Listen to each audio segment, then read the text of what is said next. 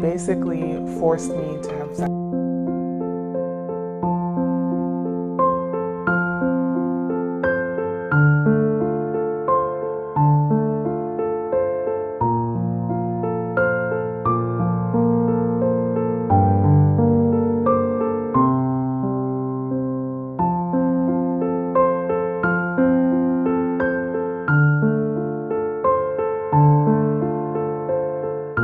Is it Yemen?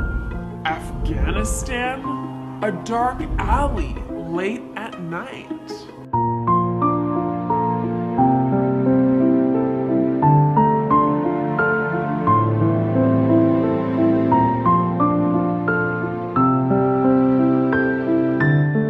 Homes.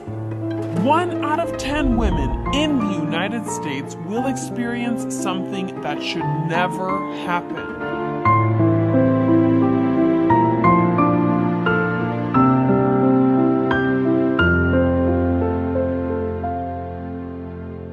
Imagine you fall in love, get married, and get in bed with the person you trust most.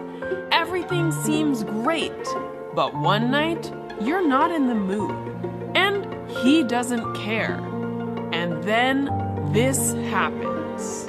He basically forced me to have sex, even though I said no multiple times. I would commonly find him forcing himself on me in the middle of the night. For 3 years, this happened to me more times than I'll ever know. Just because you are married to someone does not mean you can use their body against their will.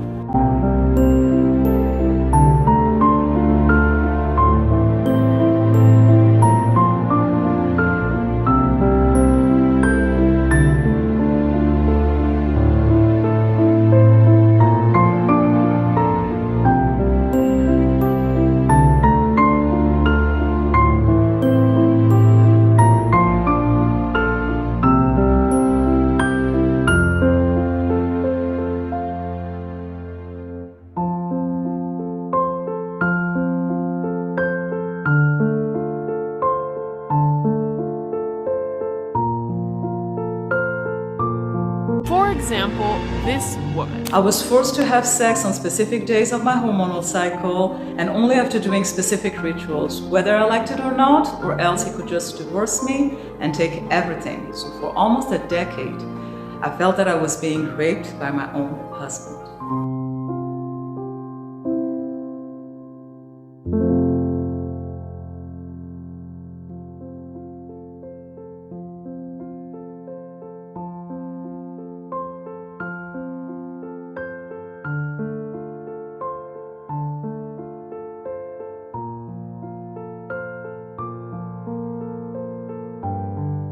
Why does it happen? Many of our cultures allow this, and many of our families defend it. Some men think that women enjoy forced sex, or that when they say no, they really mean yes. Family tells us that if we can't keep our man, we're a failure. And friends tell us that if we don't please our man, he will leave us. After a certain point, I felt like if I fought physically back as much as I could have, then I would have to accept the reality after the fact that someone who at the time I thought I loved was actually raping me. Your partner's supposed to be someone that you trust. When this happens in your own home, in your own bed, it's like living in a nightmare that you cannot escape. I was just a body to him.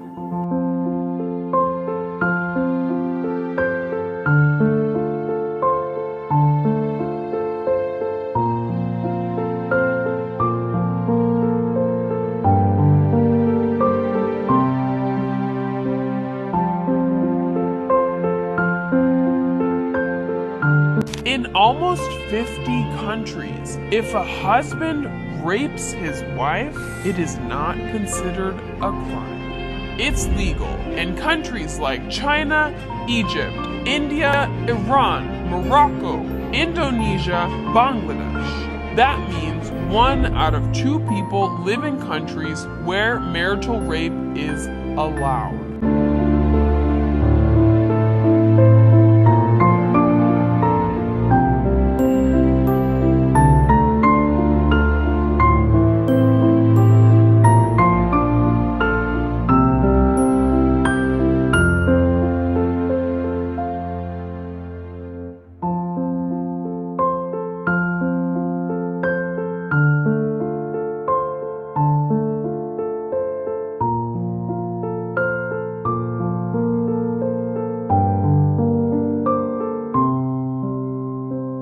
Most of history, women were literally property.